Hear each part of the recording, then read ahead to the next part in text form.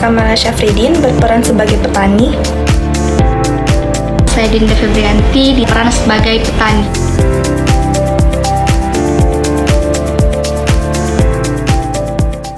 Bayam adalah sayuran yang sangat disukai oleh masyarakat Indonesia.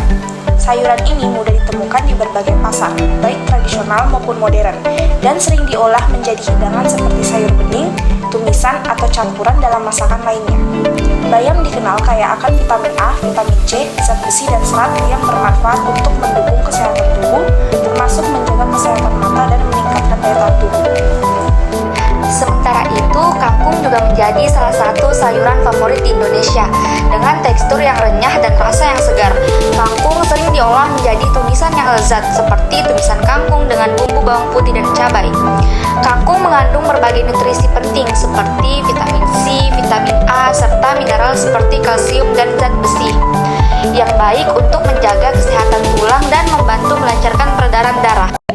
Assalamualaikum warahmatullahi wabarakatuh. Waalaikumsalam warahmatullahi wabarakatuh. Apa kabar Bapak dan Ibu? Baik. Perkenalkan, nama saya Fadiatul Anissa dari program studi agribisnis bersama rekan saya Asyana dari program studi agribisnis. Nah, di sini kami akan melakukan penyuluhan tentang bagaimana budidaya tanaman bayam dan kangkung. Jadi, bayam dan kangkung termasuk sayuran yang memiliki nilai ekonomis yang tinggi dengan modal budidaya yang relatif lebih rendah, di mana 1 hektar lahan dapat menghasilkan keuntungan hingga 25-30 juta rupiah per musim tanam dengan masa panen itu yang singkat, yaitu 21-30 hari.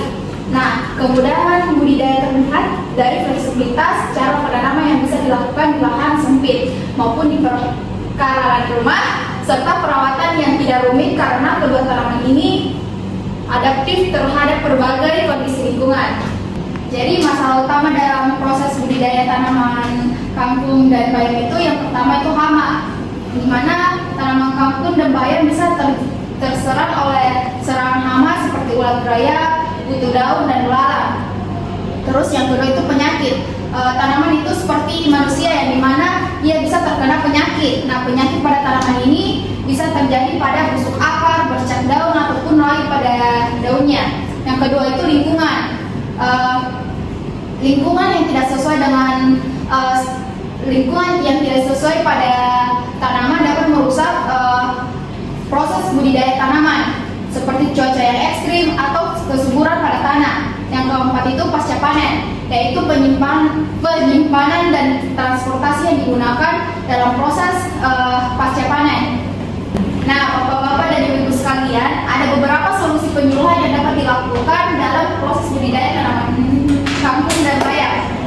Yang pertama itu pemilihan bibit unggul, di mana pemilihan bibit unggul ini harus dilakukan dengan sebaik mungkin karena dia adalah tokoh utama dalam pemilihan proses tanam menanam. Yang kedua itu pengolahan tanah dan pemupukan.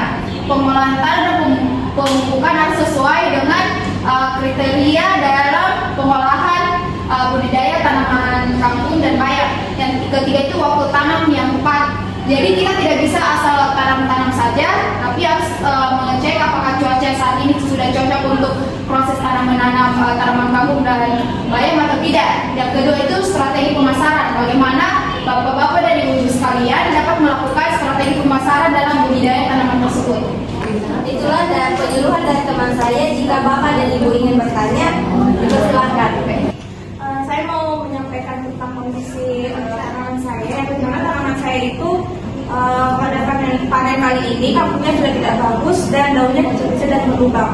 Baik Ibu, terima kasih atas pertanyaan yang telah diberikan. Jadi kan tadi sudah dipaparkan oleh teman saya mengenai solusi buat menyuluh. Nah, di sini mengenai dari apa yang Ibu sampaikan tadi dengan kondisi tanah seperti itu, jadi kami menyarankan untuk menggunakan pupuk, yaitu pupuk organik. Nah, di mana pupuk organik ini yang terbuat dari limbah rumah tangga, sehingga jadi limbah rumah tangga ini juga bisa menjadikan pupuk yang subur. Jadi kalau pupuk organik itu bisa mengurangi tercemarnya lingkungan yang dapat merusak alam juga. Terus juga kalau seumpama pupuk kimia yang digunakan digunakan, sedangkan kan ini tanaman yang mau dipakai itu sayuran, bisa masuk ke konsumsinya manusia. Kalau dipakai dalam jangka waktu yang panjang, dapat merusak kesehatan tubuhnya manusia. Saya Dek. Ya Ibu. Saya juga punya kendala selama proses penanaman. Waktu proses penanaman itu saya sudah campur tanah ini di bedengan dengan pupuk yang baru saya buat. Tapi kayak kenapa masih kuning gitu loh? Nah, Ibu itu sebenarnya dalam proses pembuatan pupuk itu sebaiknya dilakukan secara bertahap. Nah, ini pupuk seharusnya ditunggu dulu pematangan sekitar 2-3 minggu baru boleh dipakai. Nah, sehingga tanaman yang Ibu tanam itu menjadi kuning dan tidak subur. Nah, jadi pupuk yang Ibu gunakan sebaiknya 2-3 minggu baru saya pakai. Ya. Terima kasih. Baik, karena waktunya itu masih banyak, jadi saya membuka sesi tanya jawab lagi. Jadi kalau Ibu masih ada keluh kesah yang belum Ibu salurkan, bisa disalurkan lagi. Mumpung kami di sini masih ada, jadi bisa disalurkan. Ya Nak. Dek, saya mau bertanya untuk jarak tanam yang ideal itu sebenarnya berapa sentimeter, Dek? Untuk tanaman kangkung itu idealnya itu jarak tanamnya itu 10-15 cm supaya tanaman kangkungnya itu dapat tumbuh dengan subur. Saya mau bertanya lagi nih Dek, kira-kira kalau untuk bayam kapan waktu terbaik untuk menyiram? Karena kan saya biasa ke lahan itu jam 2, terus saya kayak mau pulang. Saya bingung, kira-kira saya bisa langsung siram ini tanamanku atau tunggu dulu matahari terbenam atau bagaimana? Baik, terima kasih atas pertanyaannya Ibu. Jadi waktu yang tepat untuk menyiram tanaman itu disarankan sekitaran jam 4 sampai jam 6. Mengapa? Karena di jam tersebut itu matahari sudah terbenam.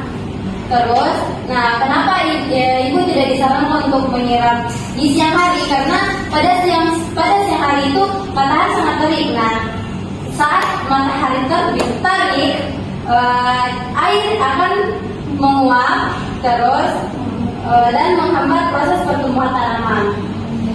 Terima kasih atas masukannya. Ya, Apa solusi yang kami berikan sudah cukup membantu dalam proses penyuluhan tanaman kangkung dan badan tersebut? Cukup membantu, Dek. Baik, terima kasih atas kehadiran Bapak dan Ibu. jika masih ada kendala yang dialami Bapak dan Ibu, bisa menghubungi kami dan kami akan melakukan penyuluhan lagi di desa ini. Mungkin itu saja.